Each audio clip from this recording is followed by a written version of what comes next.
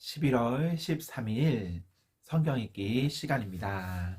우리 오늘은 사도행전 7장에서 8장, 사도행전 7장에서 8장에 있는 말씀을 읽겠습니다. 7장. 대제사장이 스데반에게 당신이 정말 이런 식으로 말했소? 라고 물었습니다. 스데반이 대답했습니다. 형제 여러분, 그리고 어르신들, 내 말을 들어보십시오. 우리의 조상 아브라함이 하란에서 살기 전 아직 메소포타미아에 있을 때에 영광의 하나님께서 그에게 나타나셨습니다. 하나님께서는 아브라함에게 내 고향과 친척을 떠나 내가 내게 보여줄 땅으로 가거라 하고 말씀하셨습니다. 그래서 아브라함은 갈대아 땅을 떠나 하란으로 가서 살았습니다. 아브라함의 아버지가 죽은 후에 하나님께서는 아브라함을 지금 여러분이 살고 있는 이 땅으로 보내셨습니다. 하지만 하나님께서는 아브라함에게 이곳에서 손바닥만한 땅도 유산으로 물려주지 않고 아브라함과 그의 자손에게 장차 이 땅을 주시겠다는 약속만 하셨습니다. 그때는 아브라함에게 아직 자식이 없었습니다. 하나님께서는 아브라함에게 이렇게 말씀하셨습니다. 내 자손이 남의 땅에서 나그네로 지낼 것이다. 그곳 백성이 400년 동안 내 자손을 종으로 삼을 것이며 내 자손을 학대할 것이다. 그러나 내 자손을 종으로 삼는 그 백성을 내가 심판하겠다. 하나님께서는 계속해서 이렇게 말씀하셨습니다. 그 후에 내 자손이 그 땅에서 나와 이곳에서 나를 섬길 것이다. 그리고 하나님께서는 아브라함에게 언약의 표시로 할례를 받게 하셨습니다. 아브라함은 아들 이삭을 낳고 8일째 되는 날에 그에게 할례를 베풀었습니다. 이삭도 자기 아들 야곱에게 할례를 베풀었고 야곱도 자기 아들들 곧 우리의 조상이 되시는 12족장들에게 할례를 베풀었습니다. 12족장들은 요셉을 시기하여 그를 이집트의 종으로 팔아버렸습니다. 그러나 하나님께서는 요셉과 함께 계셨습니다.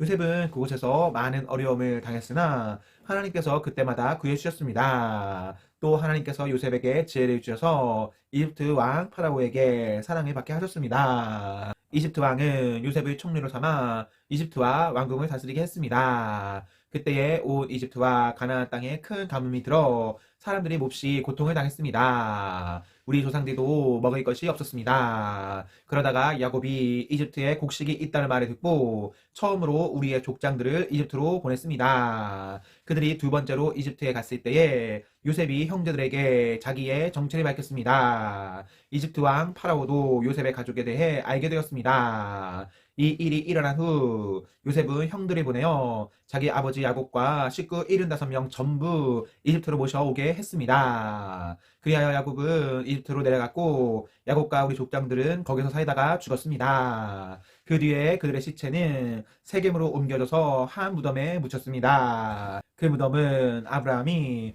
돈을 주고 세겜에 사는 하몰의 자손에게서 산 무덤입니다. 하나님께서 아브라함에게 하신 약속이 이루어질 때가 가까워졌을 때에 이집트에 살고 있는 우리 민족의 수는 크게 늘어났습니다. 그러다가 요셉을 알지 못하는 새 왕이 이집트를 다스리기 시작했습니다. 이 왕은 교묘하게 우리 백성을 속였고 우리 조상들을 학대하여 갓난 아기들을 내다 버려 죽이라고 명령을 내렸습니다. 이 시기에 모세가 태어났습니다. 모세는 평범한 아기가 아니었습니다. 모세의 부모는 그를 3달 동안 집에서 숨겨 길렀습니다. 그러나 더 이상 숨길 수가 없어서 모세를 밖에 내다버리자 파라오의 딸이 모세를 데려다가 자기의 아들로 삼아 길렀습니다. 모세는 이집트 사람들의 모든 지혜를 배워 말이나 행동에서 뛰어난 능력을 나타냈습니다. 모세가 40세가 되었을 때 그는 자기 동족인 이스라엘 백성을 돌보아야겠다는 마음이 들었습니다. 모세는 어떤 이스라엘 사람이 이집트 사람에게 억울한 일을 당하는 것을 보았습니다. 그는 이스라엘 사람을 보호하려고 이집트 사람을 때려 죽여 원수를 갚아 주었습니다. 모세는 자기의 동족들이 하나님께서 자기를 사용하여 그들을 구원해 주신다는 것을 깨달을 것이라고 생각했습니다. 하지만 그들은 깨닫지 못했습니다. 이튿날 모세는 이스라엘 사람 2명이 서로 싸우는 것을 보고 그들을 화해시키려고 이렇게 말했습니다. 여러분, 당신들은 같은 동포인데 어찌하여 서로를 해치려고 합니까? 그러자 동료에게 해를 입히던 사람이 모세를 떠밀며 말했습니다. 누가 당신을 우리의 지도자와 재판관으로 세웠소? 어제 이집트 사람을 죽인 것처럼 오늘은 나를 죽일 참이요. 모세는 그 말을 듣고 이집트를 떠나 미디안 땅으로 도망쳤습니다. 모세는 그곳에서 나그네로 살면서 아들을 둘 낳았습니다. 40년이 지난 뒤에 시내산 근처에 있는 광야에서 한 천사가 가시나무 떨기 불꽃 가운데 모세에게 나타났습니다. 모세가 그 모습을 보고 놀라 좀 더 자세히 살펴보려고 가까이 다가갔을 때 주님의 음성이 들려왔습니다. 나는 너의 조상의 하나님, 곧 아브라함의 하나님, 이삭의 하나님, 야곱의 하나님이니라. 모세는 두려워 떨기 시작했습니다. 감히 얼굴을 들어 소리 나는 곳을 바라보지 못하였습니다. 그때 주님께서 모세에게 말씀하셨습니다. 내 발에 신이 벗어라. 내가 서 있는 곳은 거룩한 곳이다. 나는 이집트에 있는 내 백성이 학대받는 것을 보았고 그들이 부르짖는 소리를 들었다. 나는 내 백성을 해방시키러 내려왔다. 이제 내가 너를 다시 이집트로 보내겠다. 하나님께서 보내신 이 모세는 이스라엘 백성들이 누가 당신을 우리의 지도자와 재판관으로 세웠소? 라고 하면서 저버린 바로 그 모세입니다. 하나님께서는 떨기나무 가운데 그에게 나타난 천사를 통하여 이 모세를 지도자와 해방자로 삼으시고 그들에게 보내셨습니다. 그래서 모세는 백성들을 이집트에서 이끌어냈습니다. 모세는 이집트에서 홍해에서 그리고 40년 동안 광야에서 많은 기적과 표적을 행하였습니다. 바로 이 모세가 이스라엘 백성에게 하나님께서 너희 가운데서 나와 같은 예언자를 세워주실 것이다 라고 말한 사람입니다. 이 모세는 시내산에서 그에게 말씀을 전해주던 천사와 우리 조상들과 함께 광야 교회에 있었습니다.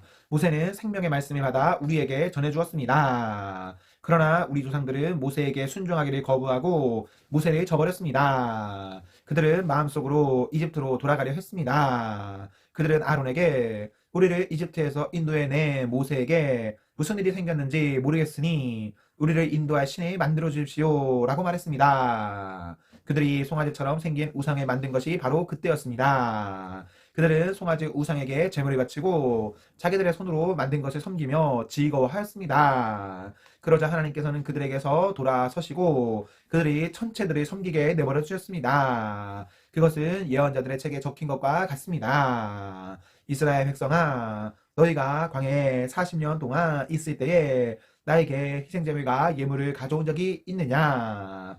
너희는 너희가 예배하려고 만든 몰록의 신당과 별의 신 레판의 우상들을 섬겼다. 그러므로 내가 너희를 바벨론 저편으로 포로로 보낼 것이다. 우리 조상들이 광야에서 지낼 때에 증거의 장막이 그들 곁에 있었습니다. 그 장막은 하나님께서 모세에게 명령하셔서 만들게 하신 장막입니다. 이 장막은 모세가 하나님께서 보여주신 모형을 따라 만든 것입니다. 그 후에 여호와의 인도에 따라 우리 조상들이 이 장막을 가지고 가나안 땅에 들어갈 때에 하나님께서 그 땅에 살고 있던 여러 민족들을 쫓아내셨습니다. 이 장막은 다윗 시대까지 그 땅에 있었습니다. 다윗은 하나님 앞에서 은혜를 받은 사람이었습니다. 다윗은 야곱의 집을 위해 하나님의 처소를 짓게 해달라고 간구하였습니다. 정작 하나님을 위해 집을 지은 사람은 솔로몬이었습니다. 하지만 예언자가 말한 것처럼 가장 높으신 하나님께서는 사람이 손으로 지은 집에 살지 않으십니다.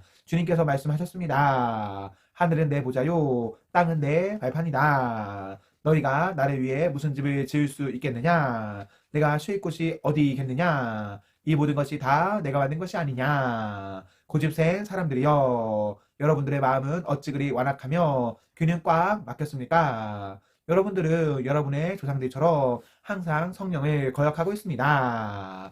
여러분의 조상들이 핍박하지 않은 예언자가 한 사람이나 있었습니까? 그들은 심지어 의인이 올 것을 예언한 사람들을 죽이기까지 했습니다. 이제 여러분은 바로 그 의인조차도 알아보지 못하고 배반하여 죽였습니다. 여러분은 천사들이 전해준 모세의 율법을 받고도 그것을 지키지 않았습니다. 공의의 의원들은 스데반이 하는 말을 듣고 몹시 화가 나서 스데반을 보며 이리 갈았습니다. 그러나 스데반은 성령에 충만하여 하늘을 쳐다보았습니다. 그는 하나님의 영광과 예수님께서 하나님의 오른편에 서 계신 것을 보았습니다. 스데반이 외쳤습니다. 보십시오. 하늘이 열리고 하나님의 오른편에 인자가 서 계신 것이 보입니다. 그러나 사람들은 귀를 막고 큰 소리를 지르며 모두가 스데반에게 달려들었습니다. 그들은 스데반을 성 밖으로 끌고 나가서 그를 향해 돌을 던졌습니다. 증인들은 자기들의 옷을 벗어 사울이라는 젊은이의 발 앞에 놓았습니다. 사람들이 스데반을 돌로 칠 때 스데반은 주 예수님 내 영혼을 받아주십시오 라고 기도했습니다. 스데반은 무릎을 꿇고 큰 소리로 주님 이 죄를 이 사람들에게 돌리지 마십시오 라고 외쳤습니다. 이 말을 하고 스데반은 잠들었습니다. 8장 사울은 스데반이 죽임당한 것이 마땅하다고 생각했습니다. 그날에 예루살렘 교회에 큰 박해가 시작되었습니다. 사도들을 빼고는 모든 믿는 사람들이 유대와 사마리아 지방으로 흩어졌습니다. 경건한 사람들이 스데반을 묻어주고 그를 생각하며 통곡하였습니다. 한편 사울은 교회를 없애버리려고 집집마다 찾아다니면서 남자든 여자든 닥치는 대로 끌어내어 감옥에 넣었습니다. 흩어진 사람들은 어디를 가든지 하나님의 말씀을 전했습니다. 빌립은 사마리아 성으로 가서 그곳 사람들에게 그리스도를 전파했습니다. 사마리아 사람들은 빌립이 하는 말을 듣고 그가 행하는 기적을 보자 한마음으로 빌립의 말을 귀담아 들었습니다. 이는 그가 악한 귀신에 사로잡힌 사람들에게서 그 귀신들을 쫓아냈기 때문입니다. 귀신들은 큰 소리를 지르며 몸에서 빠져나갔습니다. 빌립은 중풍병에 걸린 사람과 다리 저는 사람들도 많이 고쳐 주었습니다. 사마리아 성에는 큰 기쁨이 넘쳤습니다. 사마리아 성에 시몬이라는 사람이 있었습니다. 빌립이 사마리아에 오기 전만 해도 시몬은 성에서 마술을 하면서 사람들이 놀라게 하기도 하고 스스로 위대한 인물이라고 하면서 잘난 체 하던 사람이었습니다. 낮은 사람에서부터 높은 사람에 이르기까지 모두 이 사람이야말로 큰 능력으로 알려진 하나님의 능력을 받은 사람이다 라고 소리를 지르곤 했습니다. 시몬은 백성의 관심을 한몸에 받던 사람이었습니다. 시몬이 오랫동안 마술로 사람들이 놀라게 했기 때문에 사람들이 그를 따랐습니다. 그러나 빌립이 그들에게 하나님의 나라와 예수 그리스도의 이름에 관한 복음을 전하자 남자, 여자 할 것 없이 다 빌립의 말을 믿고 세례를 받았습니다. 시몬도 믿고 세례를 받았습니다. 그는 빌립을 따라다니며 빌립이 일으키는 표적과 큰 능력을 보고 놀랐습니다. 사마리아 사람들이 하나님의 말씀을 듣게 되었다는 소식을 듣고 예루살렘에 남아있던 사도들은 베드로와 요한을 그들에게 보냈습니다. 사마리아에 도착한 베드로와 요한은 사마리아 사람들이 성령을 받게 해달라고 기도했습니다. 이는 그들이 주 예수님의 이름으로 세례만 받았을 뿐 아직 그들에게 성령이 내려오시지는 않았기 때문입니다. 두 사도가 그들에게 손을 얹자 사마리아 사람들이 성령을 받았습니다. 시몬은 사도들이 손을 얹자 성령이 내려오시는 것을 보고 사도들에게 돈을 주면서 이런 권능을 내게도 주셔서 내가 손을 얹는 사람도 성령을 받을 수 있게 해주십시오 라고 말했습니다. 베드로가 그에게 대답했습니다. 그대가 하나님의 선물을 돈으로 살 수 있다고 생각했으니 그대는 돈과 함께 망할 것이요. 그대의 마음이 하나님 앞에서 바르지 못하니 그대는 이 일을 우리와 함께 할 수 없소. 그대는 이 악한 생각을 회개하고 주님께 기도하시오. 그러면 그대 마음속에 품고 있는 이런 생각을 주님께서 용서해 주실지도 모르고 내가 보니 그대는 악한 뜻을 품고 있으며 죄에 사로잡혀 있소. 그러자 시몬이 대답했습니다. 두 분이 하신 말씀이 제게 일어나지 않도록 저를 위해 기도해 주십시오. 베드로와 요한은 주님의 말씀을 증언하고 전한 뒤에